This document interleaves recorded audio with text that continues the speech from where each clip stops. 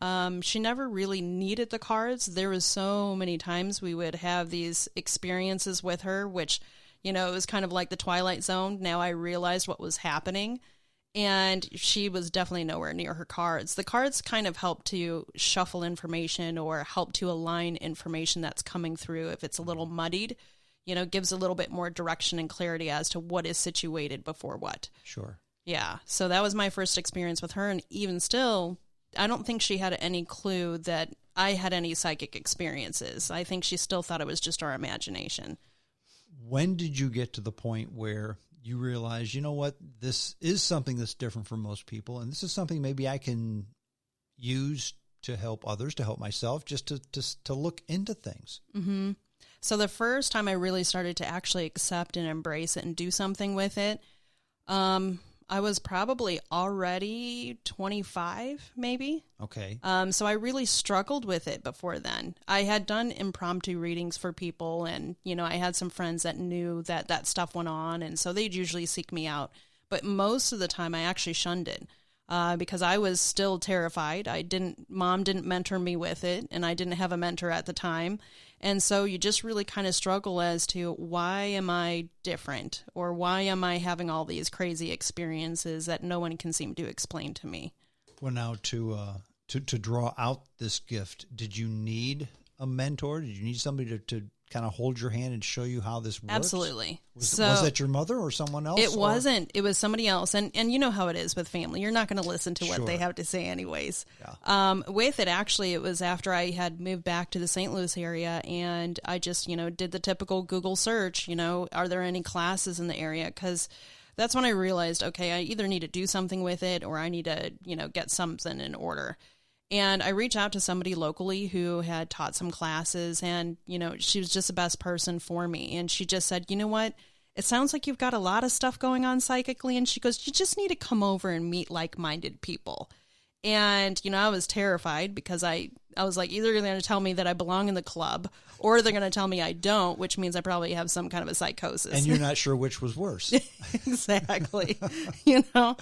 But with it, yeah. So she invited. When you went over, was this were these people with the black cone hats, and they were cooking a cauldron of soup? Not at all. Not just what were they like? Right. And so with it, obviously, it was a typical. You've got your cheese plate, you've got the meat plate, you've got different glasses of wine that were probably handed out. Just a bunch of women. It just looked like a great party. They may as well have been getting ready to play bridge or something. Exactly. That's how, and that alone made it so much more comfortable. You know, it relaxed you. It did, and you realize, wait a minute, so they're not this kooky kind of energy, you know, and they're pretty grounded and normal.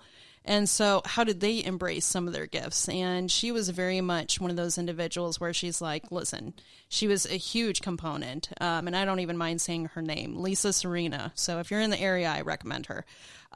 She really, you know, I call her my psychic big sister. She was that mentor that gave me the swift kick in the butt and said, why aren't you doing readings?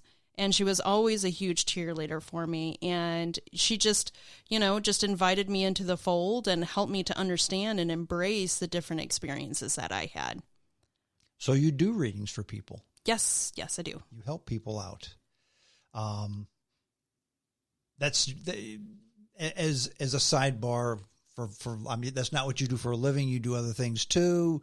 I adult, yeah. Okay. Well, I didn't mean to phrase it that way. No, not at all. But it's. I would just say that you sound passionate about this. It's just hard for someone to make money at a passion, but folks pay for this. Yeah.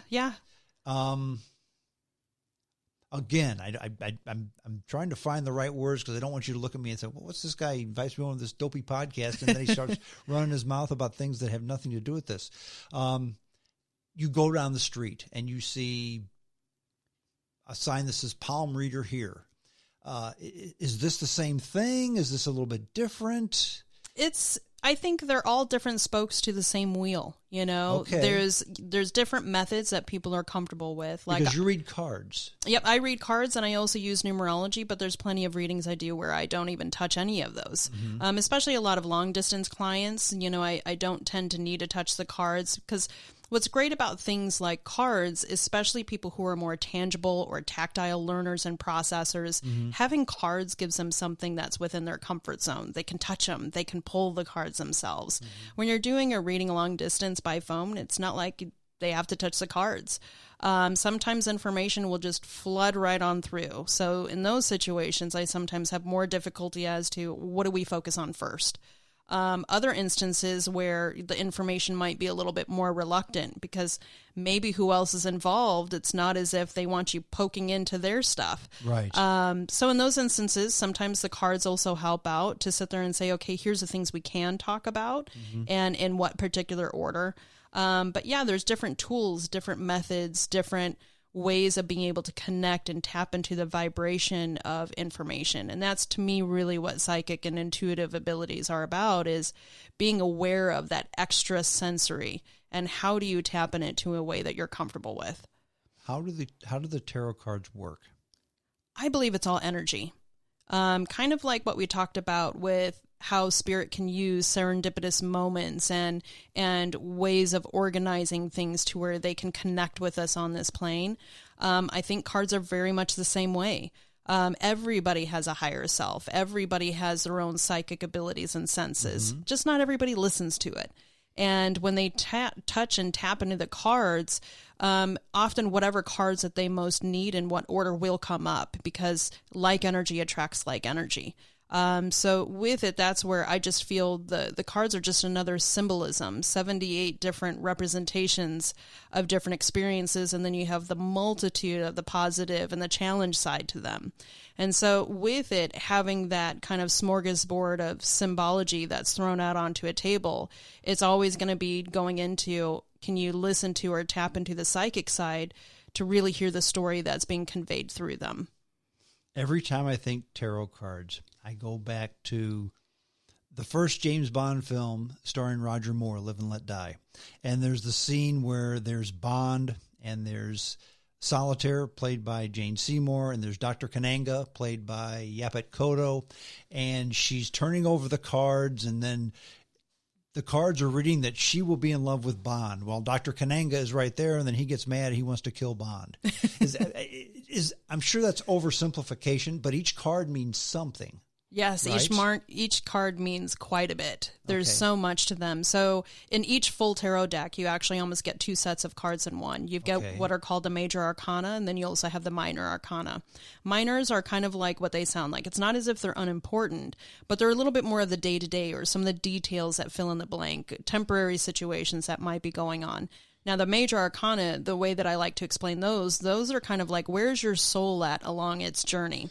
So things that really affect you long term, things that are really down to the core of your being, that are really along your path. So those are the ones that, we tend to put a lot of emphasis around. But even one single card can have a multitude of meanings to it.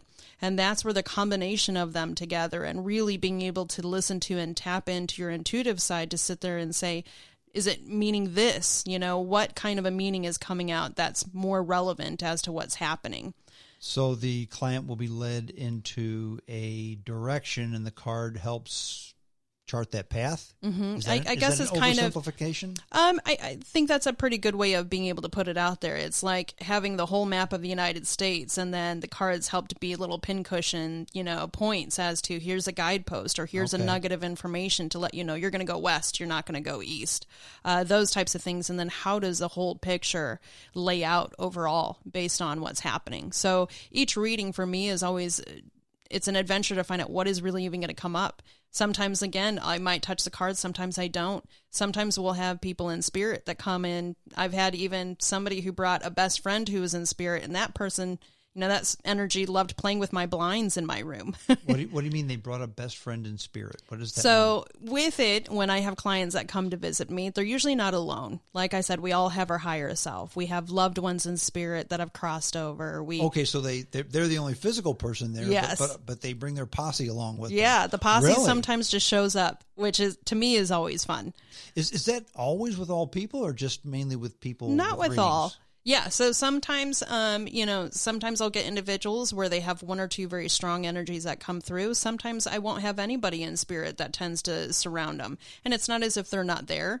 It sometimes also, might be related to the client themselves as to if they just want to be focused on what's right in front of, their situation right now. Sometimes people be like, what career choice do I make? So they're not going to be thinking about connections. But sometimes spirit will come through whether they like it or not, whether they intended to bring anybody with them or not. And you let them know this? Well, I just kind of go with a free-for-all. Whatever happens, happens, Do you tell them, do you know that, here's so-and-so and so-and-so, or there's three spirits you've brought with you? I do. So what's funny, the ones that I really love are where you can... Like what comes through is I'll sit there and be like, so are you thinking about having a kid? Because especially if you get like a couple that comes in, yes, they may not both be on the same page as to if they want to have a kid. So one may be saying yes, the other one's saying no. Usually, yeah. Or sometimes it'd be like, on the fence. But if I feel, a kid's spirit or energy around them, I'll usually tease the subject as to, okay, where are you at along this path? Because they're here. Have you ever had a case where you've had a person or a couple come in for a reading, and you're listening to them, and you see the people they've brought with them, and you start flipping the cards or doing the reading, and you're thinking, wow, this isn't good at all. This is awful. Do you ever see that? Well, there's definite times that you're going to get some challenging situations that come in. How do you handle that? As tactfully as possible. One of the things that I really appreciate is whenever it's a session or a reading, to me, it's never just, me telling the person, I'm not any better than anybody else. It's a shared experience. Okay. They're inviting you into their private world. And so that's something that is very sacred to me. And so whenever we have some of those challenge situations that come in, and I tell them right off the bat, I'm not going to sugarcoat and hide anything from you. If it comes up for a reason. Okay. So what's important about it is what do we do with that information? Where and how do we end up handling that? So usually when those types of things come in, whether it's a loved one who in their life is maybe, close to crossing over, or you'll sometimes see situations where somebody's cheating on somebody else. With it, it's more so, okay, how do we help you to navigate through that? Or kind of process everything in a way that is for your best interest. So it really depends on the situation, but yeah, there's definite times that challenging things come through. You mentioned infidelity. Have you had a case where you've had a couple come in and they've said, oh, we just love each other. We're so much in love. This is my soulmate. And you're looking and you say, you know what?